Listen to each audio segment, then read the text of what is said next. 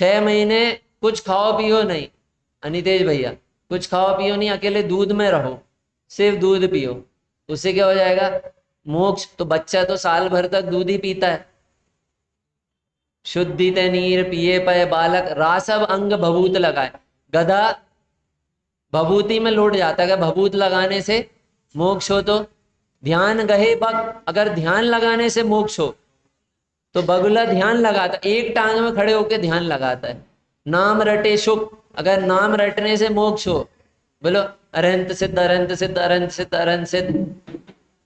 नाम रटने से मोक्ष हो तो फिर तोते को भी मोक्ष हो जाए। भेड़ तरे पुनि मुंड मुंडाए, अगर मुंड मुंडाने से है, इससे अकेले मोक्ष हो तो भेड़ के तो बार बार होता रहता है, फिर बढ़ते हैं फिर कट जाता। वस्त्र बिना पशु, अगर वस्त्र रहित हो जाने से मोक्ष होता तो सारे पशुओं को, वस्त्र बिना पशु व्योम चले खग, अगर आकाश में चलने से मोक्ष होता तो पक्षियों को भी मोक्ष हो जाता। वस्त्र बिना पशु व्योम चले खग, ब्याल तरे पुनि पौन के खाए, यानी सर्प भैया एक दिन नहीं खाए हैं, 2 दिन नहीं खाए, 6 महीने नहीं खाए हैं, 1 साल भोजन ही नहीं करे, कितने बड़े तपस्वी, मोक्ष तो होगा कि नहीं होगा?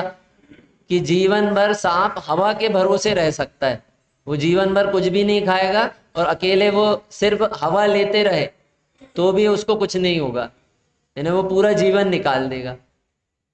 ये तो सब है जड़ रीति विचक्षण, हे ज्ञानी पुरुष, हे भाई, ये तो सब जड़ की, ये सब जड़ की क्रियाएं हैं, जड़ की रीति है।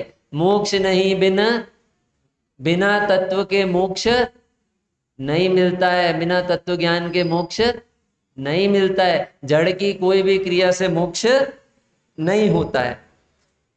तप के प्रसंग में तप बताए गए कितने प्रकार के? 12, उसमें 6 अंतरंग और 6 बहिरंग। आज सुबह अपन जब पूजन पढ़ रहे थे, आज ही पढ़े थे, उसमें 12 ही तपों को बहिरंग बता दिए हैं। व्यवहार 12 ही तप कितने हैं, कैसे हैं? व्यवहार है, क्योंकि परमार्थ तो एक होगा, कोई एक चीज होगी जिससे, एक तप को तपा होगा जिसके बल पे भरत चक्रवर्ती को भी मोक्ष हुआ, और एक तप होगा जिसके बल पे आदिनाथ भगवान को भी मोक्ष हुआ, मुनि आदिनाथ को भी मोक्ष हुआ। तो ये 12 तप कौन कौन से हैं?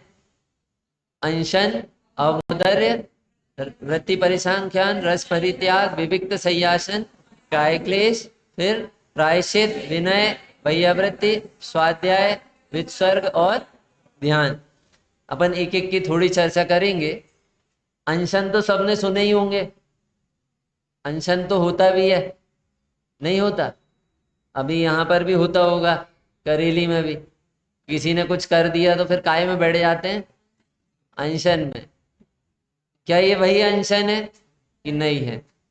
तो फिर और क्या है अनशन की? उपवास है, उपवास करना, क्या ये अनशन है? देखो उपवास, उपवास का अर्थ होता है समीप में आना। किसके समीप आना? कि अपने आत्म तत्व के समीप आना, ये उपवास है।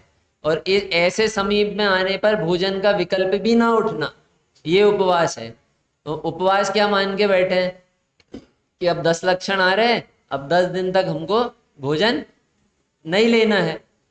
और देखो कितनी विडंबना है, ये जो तप है ये है तो आनंद रूप, और कितनी परेशानी लगती है। अभी 10 दिन के उपास ले लिए, अब भयंकर प्यास लग रही है, जलन हो रही है, तो कहीं पेट में पट्टी रखेंगे, कहीं सिर में पट्टी रखेंगे, कहीं ऐसे नींबू को हाथ में ऐसे ऐसे पकड़ेंगे, नींबू को गीला कपड़ा पकड़ के रखेंगे।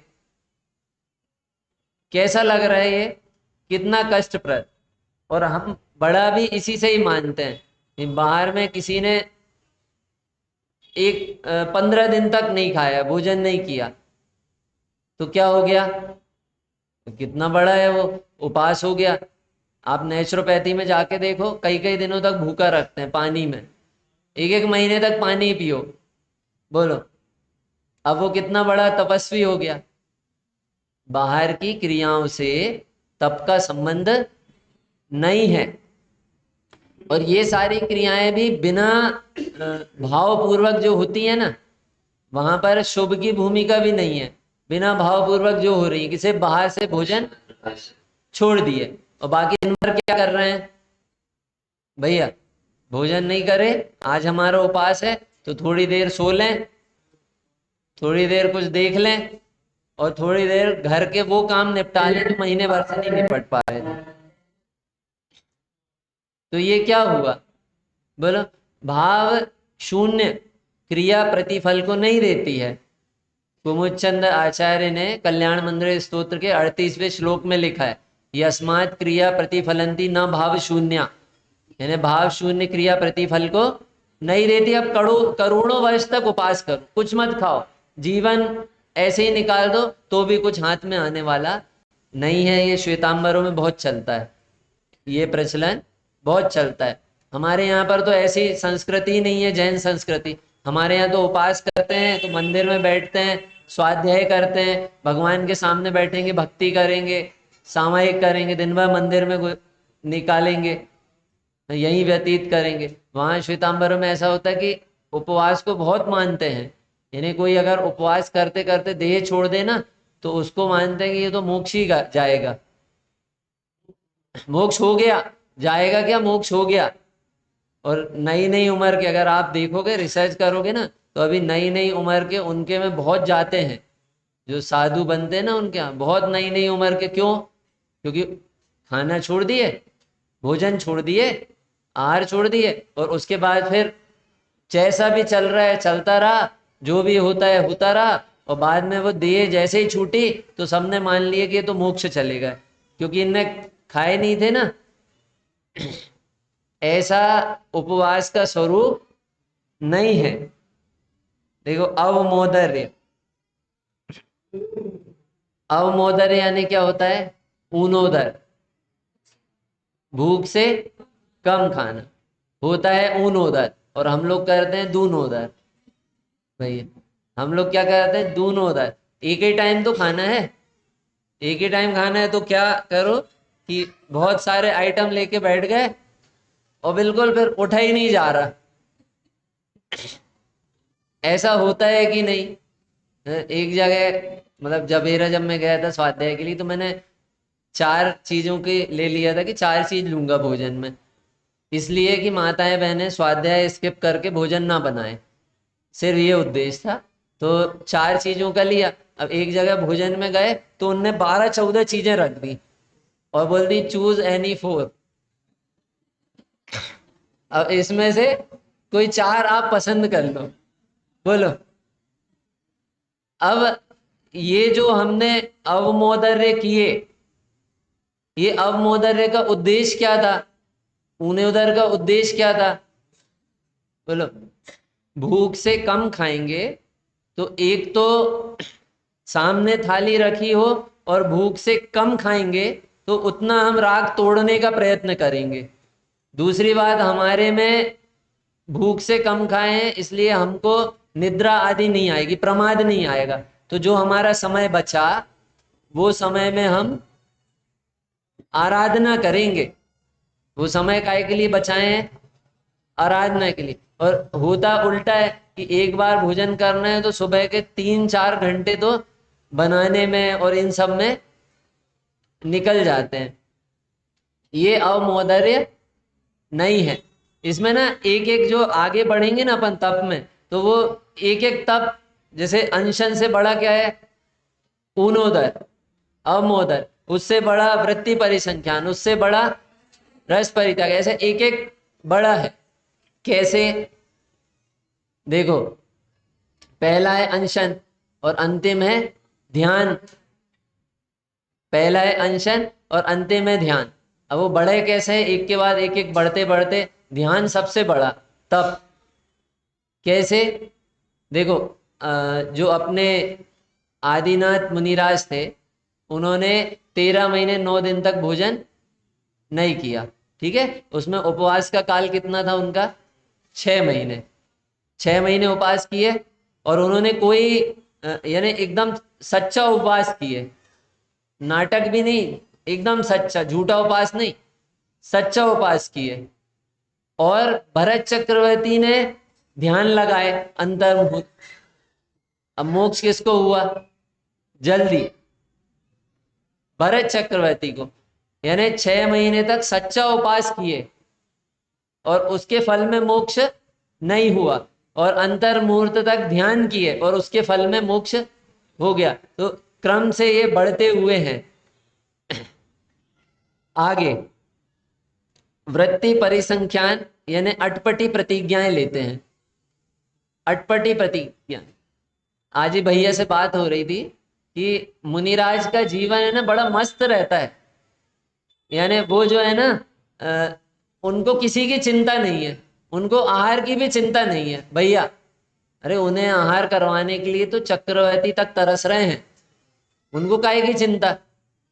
इच्छाएं जब जैसे ही भूमिकाएं बढ़ती है ना, इच्छाएं घटती जा रही हैं, और पुण्य इच्छाएं घट रही है, आहार ही लेने की इच्छा नहीं है। और वहां चक्रवर्ती खड़े हैं द्वार पे। बोलो, हमारे यहाँ पर घर में जो बाइयाँ हैं या कोई छोटा बच्चा हो ना, तो उसको नहलाने के लिए बाइयाँ भी समय पे नहीं आती हैं। और वहां पर तीर्थंकर के जो बालक तीर्थंकर हैं, उनके स्नान कराने के लिए स्वर्ग से देव आ रहे हैं। बताओ, मुनि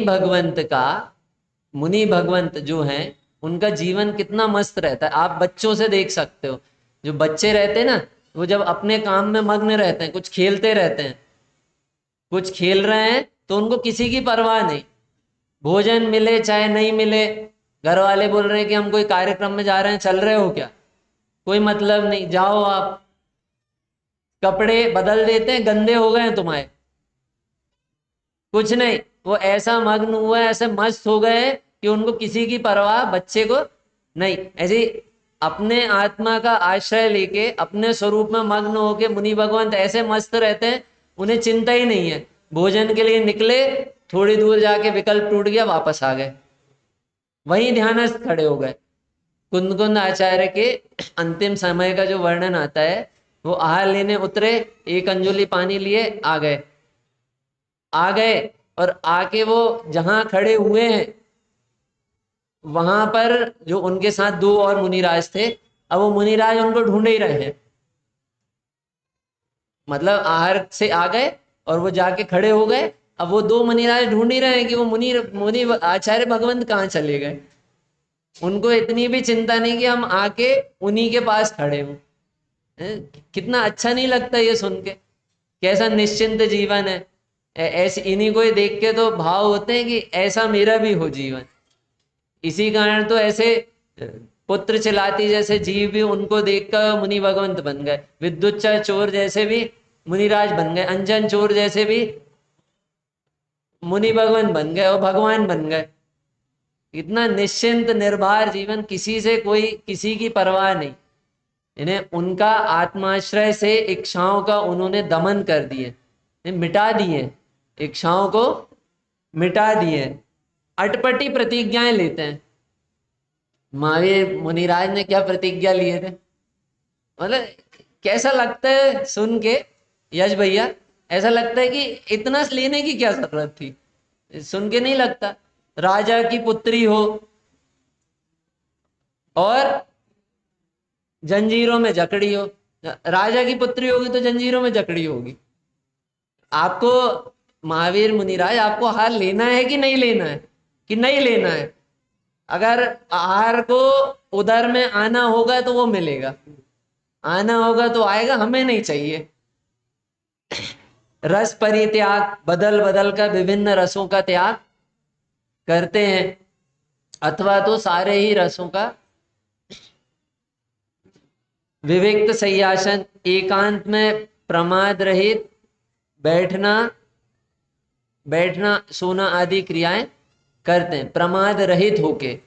ये भी तप है।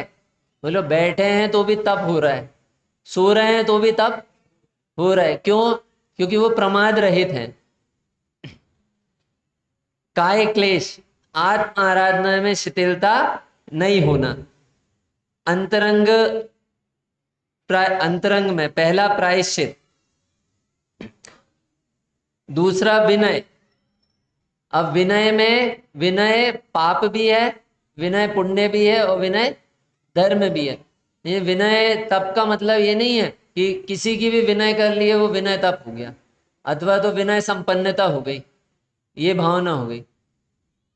विनय पाप भी है, जो विनय के योग्य नहीं है, ऐसे कुदेव कुशास्त्र कुगुरु की विनय करना, ये विनय पाप है। सुदेव सुगुरु सुशास्त्र सुधर्म की विनय करना, ये पुण्य है। और विनय का अर्थ होता है झुकना।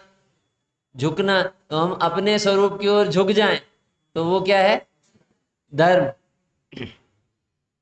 अभी जो अपन ने 6 बहिरंग तप देखे ना, जिनको स्वरूप नहीं समझ में आए ना, तो उनको बड़ी परेशानी दिखती है। अब क्या होगा? 10 दिन तक उपवास करना पड़ेगा, बोलो। 10 दिन तक एक आसन करना पड़ेगा, तो 10 दिन की लिस्ट, चौला राजमा, भाई, फिर एक दिन चौला राजमा मिक्स, मतलब 10 दिन के लिए कितनी परेशानी दिखती है, बोलो। हमारे महामुनि राजों का, जिनकी मुख्यता से हम ये धर्म समझने का प्रयत्न कर रहे हैं, वो, उन्हें परिचय आदि आने पर भी उन्हें कोई खेद नहीं है, बिल्कुल प्रसन्न है, आनंदित है। गुरुदेव सिंह ने जब ये विषय लिए थे ना, परिचय जय का, इतनी सुंदर बात बोले थे, मतलब मुझे भी ये चीज जो दिमाग में गलत फहमी बैठी थी ना, वो निकल गई। अपने को ऐसा लगता है कि पहले मुनिराज को जब परिचय उपसर्ग होते हैं तब वो थोड़ा, उन्हें दुख होता होगा, और फिर वो उसमें वो विचार करते होंगे, समता रखते होंगे, और फिर वो उसको जय करते हैं। तो गुरुदेव जी बोले कि वो जिस क्षण दुखी हो गए ना, उसी समय वो परिचयों से हार गए। जिस समय दुखी हुए ना, परिचय और उपसर्ग आते हैं और यहां उनको दुख होता ही नहीं है, उनको यहाँ आनंद ही वर्तता रहता है, यही परिचय जय है भैया। उनको दुख होता ही नहीं है, ऐसे वो जय करते हैं। भोजन मिल जाए, आहार मिल जाए, तो भी उनको आनंद नहीं है, उन्हें दुख नहीं है। और क्या है अंतरंग में? आनंद है। फिर से उन्हें आहार मिल जाए तो भी उन्हें उस भोजन का आनंद नहीं है, अंतरंग का आनंद है। और भोजन आहार ना मिले, आहार मिला ही नहीं, तो भी उन्हें दुख नहीं है। अब वैया व्रत, वैया वृत्ति में तो हमको एक ही चीज ध्यान आती है भैया, अजय भैया, वैया वृत्ति में क्या ध्यान आता है? हाथ पैर दबाना। हाथ पैर दबाना। अब ये देखो आप, अगर कोई हाथ पैर दबाएगा, है ना, जैसे मुनिराज के किसी ने हाथ पैर दबाया, तो वैया व्रत तब तो किसका है? मुनिराज का। अगर हाथ पैर दबाना तब हुआ, तो पालन कौन कर रहा है? श्रावक। ऐसा होता है क्या? किसी का व्रत हो, पालन कोई करे? वैया व्रत का अर्थ ये होता है कि जैसे कोई रोगी मुनि हो, हैं, वो मुनि भी आपस में वैया वृत्ति करते हैं। रोगी मुनि है, उनकी वैया वृत्ति करेंगे। अरे, और उनकी वैया वृत्ति तो कोई अलग जाति की है, कोई धर्म से ढीला हो रहा है, परिणाम ढीले हो रहे हैं, तो वो उनके परिणामों की भी वैया वृत्ति कर देते हैं। अनितेश भैया, उनके परिणामों की वैया वृत्ति वे ऐसे दृढ़ हो जाते हैं, बोलो, कि कहो वो उसी समय ध्यानस्थ होके मुक्ति वधु को वर ले, बोलो। ऐसी वैया वृत्ति होती। स्वाध्याय, अपन क्रम से बढ़ रहे हैं, तो ये तब उत्तरोत्तर बड़े होते जा रहे हैं। अब कौन सा तप आया है? स्वाध्याय। स्वाध्याय अनशन से बड़ा तप है कि नहीं? है। लगता है किसी ने 10 दिन तक उपवास किया और किसी ने बस 10 दिन स्वाध्याय किया, बोलो कौन बड़ा तपस्वी है? अरे, उपवास करने वाला ही तो होगा बड़ा तपस्वी। स्वाध्याय। लेकिन इसमें यह ध्यान रखना है कि स्वाध्याय अध्ययन का नाम नहीं है। स्वाध्याय और अध्ययन में अंतर है। अध्ययन करके जो होए, अध्ययन करके जो होए उसका नाम स्वाध्याय है। अध्ययन करे, पढ़े, मैं एक शुद्ध सदा अरूपी ज्ञान द्रग हूँ यथार्थ से कुछ अन्य वो मेरा तनिक परमाणु मात्र। ये क्या है? ये अपन ने जो पढ़े ये क्या है? ये अध्ययन। और मैं एक शुद्ध सदा अरूपी यहां दिख गया, उसका नाम क्या है? स्वाध्याय। स्वाध्याय तप है, बड़ा तप है, अनशन अवमोदर्य आदि से भी बड़ा तप है। क्यों? क्योंकि इसी से मोह का नाश होता है। प्रवचन सार जी में आया, द्रग मोह क्षय हो इसलिए स्वाध्याय करना चाहिए। स्वाध्याय करना ही चाहिए भैया। बड़ा तप करना है ना, जिसको लग रहा है कि हम यश भैया एक आसन कर रहे हैं, हम उपवास कर रहे हैं, तप कर रहे हैं, तो आपको अगर लग रहा है ना कि हम तप कर रहे हैं, अब आप सोचो कि अब मुझे और बड़ा तप करना है, अब मुझे साल भर तप करना है, अब मुझे साल भर तप करना है, तो क्या करना है? स्वाध्याय। हमें अगर अपना दुख दूर करना है ना, तो हमें स्वाध्याय का जीवन में नियम ले लेना चाहिए। स्वाध्याय हम करेंगे ही करेंगे। हो सकता है अपन बोले कि हमारे पास समय नहीं है। भैया हमारे पास समय है कि नहीं है? कि नहीं है। तो जो रात्रि का समय होता है, जब हमें सोना रहता है, तब तो हमारे पास समय होता है, तब हम आधा घंटे लेट सोएंगे। लेकिन हम स्वाध्याय करेंगे, और स्वाध्याय ऐसे नहीं करेंगे कि कहीं से भी ग्रंथ उठाए और जो पन्ने खुल गए, आधा घंटे पढ़ना है ना तो अभी पढ़ लिए, जो जो पन्ने खुले हैं आधा घंटे हो गए और फिर रख दिए। ऐसे में वो ग्रंथ का हार्द समझ में नहीं आएगा, उसका मर्म समझ में आए, इसलिए आद्योपान स्वाध्याय करें। बहुत सारे फायदे हैं, टोडरमल साहब ने 10 फायदे गिनाए। बहुत परिणामों में शांति आती है, कषायें कम होती जाती हैं, छोटे से ज्ञान में बड़ा जानना होता है, 3 लोक का जानना हो जाता है छोटे से ज्ञान में। बोलो, यानी हम जहाँ रह रहे हैं इसके बाहर की जगह भी जानते हैं कि नहीं? हम पंचमेरु जानते हैं कि नहीं भैया? इतने से ज्ञान में तो कितनी बड़ी, कितनी दूर दूर की चीजें ध्यान में आ गई। और सातिशय पुण्य का बंध होता है, यहाँ पर सातिशय पुण्य का बंध होता है। होता है, करना नहीं है, अपने आप होगा। स्वाध्याय करेगा जो जीव, उसे सातिशय पुण्य का बंध स्वयमेव होगा। स्वाध्याय तप है, हमको तो नियम ले लेना चाहिए कि हम तो स्वाध्याय करेंगे। अपन ये जो चर्चा समझ रहे हैं ना, इसलिए समझ रहे हैं कि हमें नियम लेना चाहिए। अगर शांति चाहिए है, परेशान रहना है, तब तो कोई दिक्कत नहीं। देखो, जिनको स्वाध्याय का बल रहा है उनके जीवन में कई परेशानियां आई हैं, तो भी उनको शांति रही है। वृंदावन दास जी विद्वान हुए हैं, कवि हुए हैं, उनके यहाँ टकसाल का काम होता था। अंग्रेज अफसर आया, उसने बोला कि टकसाल देखना है आपकी, दिखाओ। वृंदावन दास जी ने मना कर दी, नहीं दिखाते हैं, नहीं दिखाना है हमें। गुस्सा आ गई उसको। 2-3 साल बाद वो कलेक्टर बन के आया अंग्रेज, तो उनने उनको जेल में डाल दिया, झूठा आरोप लगा के जेल में डाल दिया। अब जेल में डाल दिया, अब बहुत समय जेल में वो रहे, कुछ दिन रहे, कुछ समय। उसके बाद एक दिन अंग्रेज अफसर निरीक्षण करने आया जेल का, और वो वृंदावन दास जी गा रहे हैं, श्रीपति जिनवर करुणाय करम। नहीं, कौन सा था?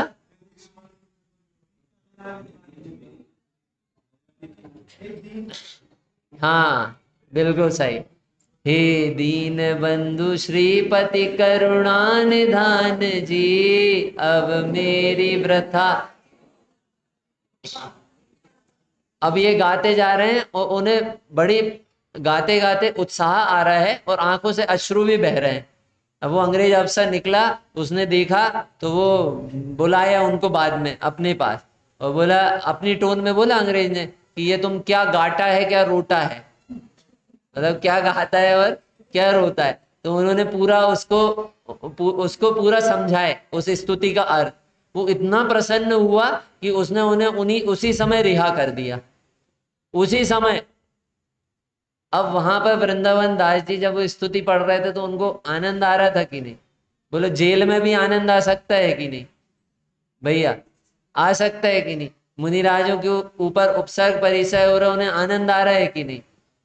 तो ये आनंद काय के कारण आनंद आ रहा है? ये स्वाध्याय का बल है, स्वाध्याय का बल है। इसलिए अगर जीवन में शांति चाहिए, ये बाहर के भोगों से तो आना ही नहीं है शांति।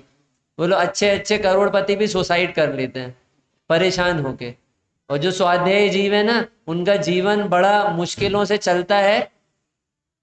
ऐसी पत्नी मिल जाए जो ठंड में, भरी ठंड में हुक्के में हुक्का भर के नहीं गए हो, और भरी ठंड में और बाहर ठंडा पानी डाल दे, और उसके बाद कोई पुरुष ये कहे कि रोज तो गरजती थी आज बरस भी गई।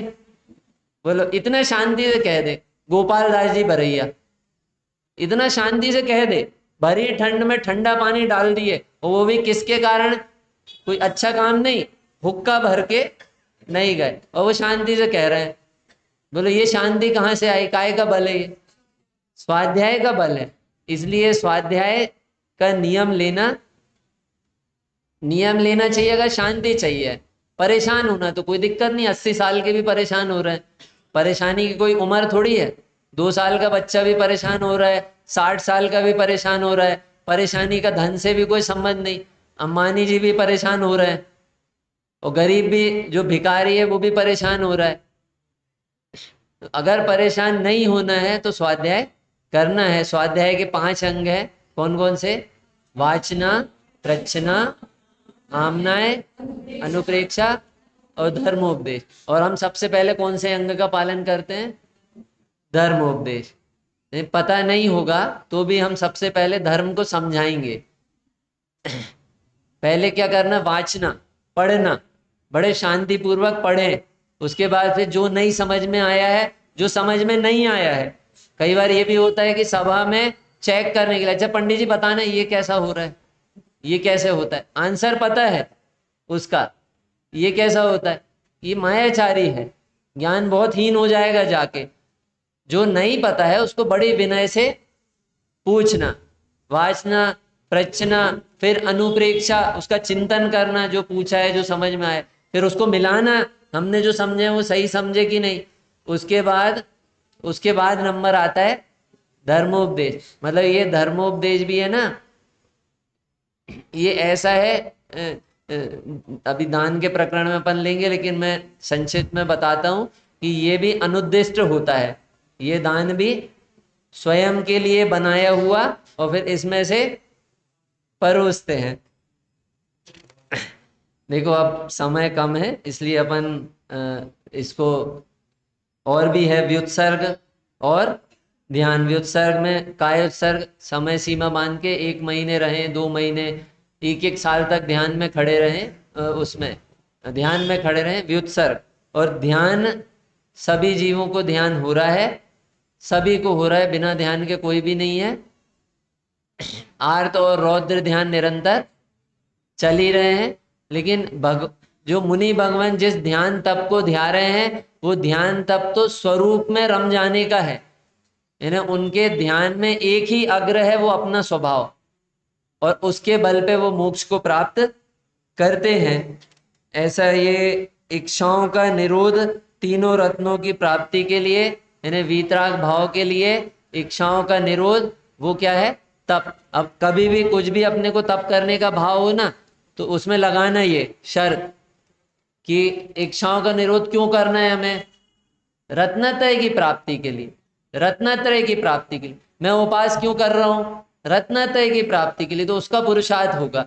मैं एक समय भोजन क्यों कर रहा हूं? रत्नत्रय की प्राप्ति के लिए। तो तीनों रत्नों की प्राप्ति के लिए इच्छाओं का निरोध, इच्छाओं को मिटाना, इसका नाम तप है। इच्छा मिटेंगी तो ही सुख होगा। ऐसा ये उत्तम तप धर्म हम सबके जीवन में अंगीकार हो। अब जो अपन भूधर शतक पढ़ रहे थे, पेज नंबर 32।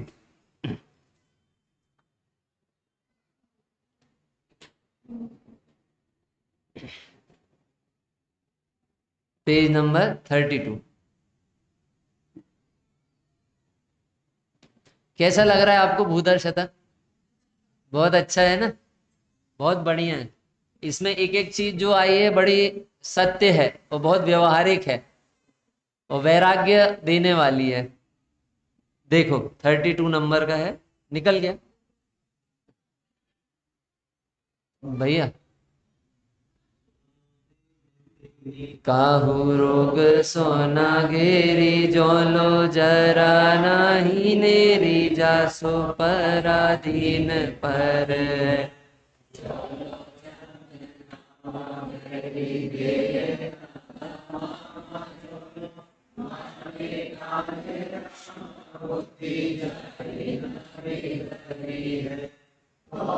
मित्र मेरे निज कारज सवार ले रे, पौरुष थकेंगे फिर पीछे कहाँ करिए।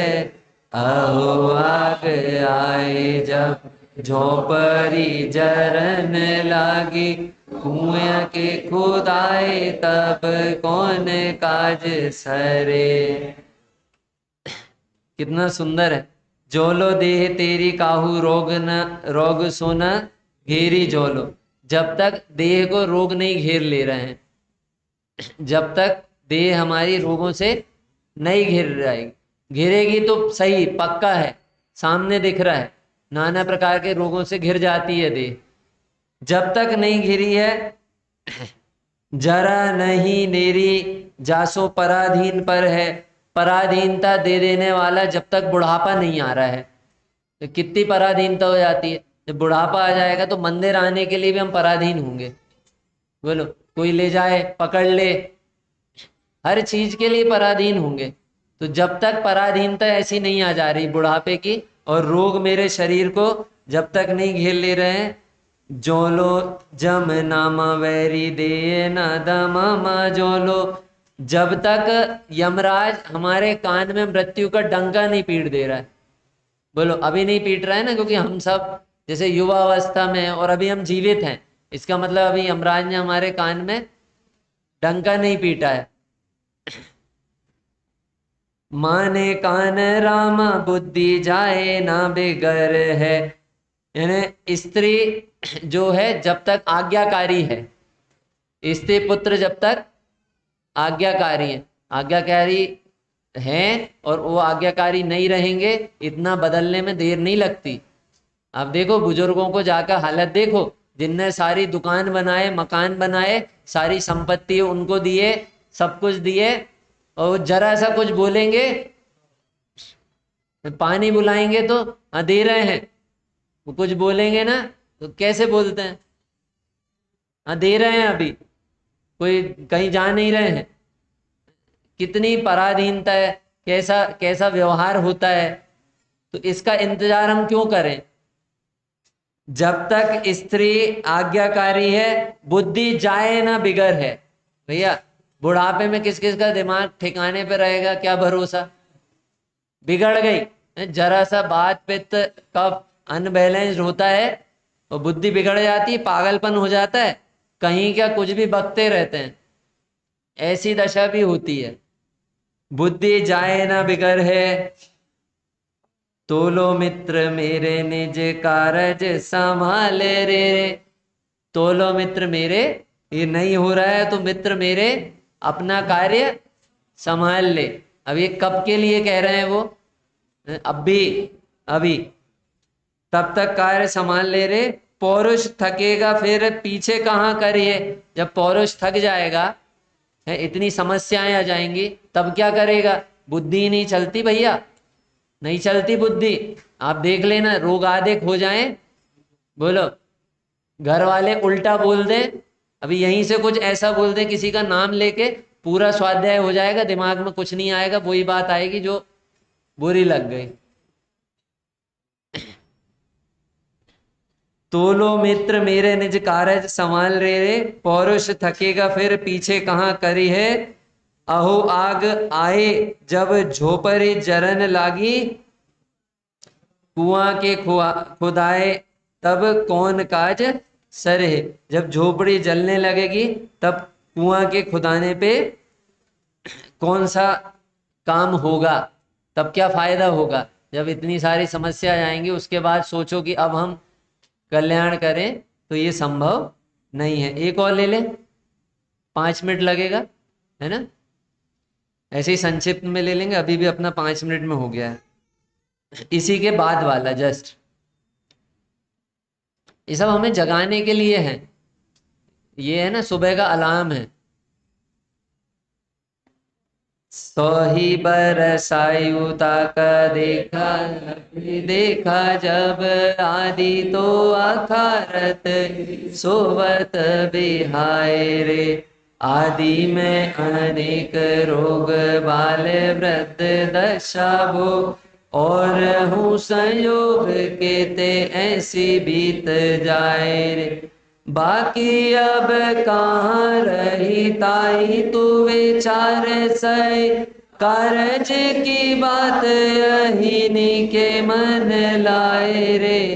खातेरे में आवे तो खलास कर, इतने में आवे बंदी। 100 ही वर्ष की आयु का जब अपन ने डिवाइडेशन किए, अभी तो 100 साल तक भी नहीं जी रहे हैं, अब पहुंच गई है एवरेज 70-80। तो मुझे तो लगता है जब अपना भैया वो एज आएगी तब तक तो 60 के आसपास पहुंच जाएंगे। 100 वर्ष की आयु का लेखा किया तो आधी तो अकारत सोवत बिहाय रे। 24 में से हमारा लगभग आधा समय सोने में जा रहा है। यानी 100 साल की 70 साल की आयु है तो हमने 35 साल सोने में निकाल दिए। अब कितनी बची? 35। कितनी बची? 35। आदि में अनेक रोग बाल वृद्ध दशा भोग। अब ये जो 35 बची ना, इसमें अनेक रोग 5-7 साल उसका निकाल दो, बीमारियों का, है ना, 10-10 20-20 दिन मिला के। बाल वृद्ध दशा, बाल व दशा और वृद्ध दशा उसको भी हटा दो, 10-15 साल। भोग की दशा, भोग भोगते हैं, भोग में जितना समय गुजारा उसको भी हटा दो, बचे कितने? 5-7 साल। और हूँ संयोग केते ऐसी बीत जाए, और ऐसे वैसे संयोग बन गए। बोलो, बाजू वाले ने हमारे ऊपर केस कर दिया, अब कचहरी में काट रहे हैं चक्कर। भैया संयोग बन गए ऐसे, घर का कोई सदस्य बहुत ज्यादा बीमार हो गया और उसके हमने देख रेख में 2-4 साल निकल गए। ठीक है, कितने साल बचे थे भैया? 5 साल। अब वो 5 साल भी इन संयोगों में चले गए। बाकी अब कहाँ रही? अब बची कहाँ? ताही तू विचार सही, कारज की बात यह नीके मन लाए रे। ये प्रयोजन की बात अच्छी तरह मन में लेके आ, अच्छी तरह से सोच। खातिर में आवे तो खलास कर, इतने में अगर समझ में आ गया है तो भव बंधनों से मुक्त हो जा। समझ में आ गया तो खलास कर। अब बावे फंसे फंद बीच, दीनों समझाए रे। भावे फंसे फंद बीच, कहां पर फंसे हुए हैं? बीच में, फंदों में, संसार में फंसे हुए हैं, इन चक्करों में फंसे हुए हैं। समझा रहे हैं, समझा दिया हमने, है दीनों समझाए रे, हमने समझा दिया। मानना हो तो मानो, नहीं मानना हो तो व्यर्थ। तो है, समय तो बीत रहा है, समय बिताना नहीं है, बीत अपने आप रहा है। इस समय को हमें सार्थक करना है, तो वही समझा दिए कि समझ जाओ, सार्थक करना है तो कर लो, तो नहीं तो समय तो बीत रहा है, विचारना। सहजानंदी शुद्ध स्वरूपी, अविनाशी आत्म स्वरूप। सहजानंदी शुद्ध स्वरूपी, अविनाशी में आत्मस्वरूप सहजानंदी शुद्ध स्वरूपी अविनाशी में आत्मस्वरूप।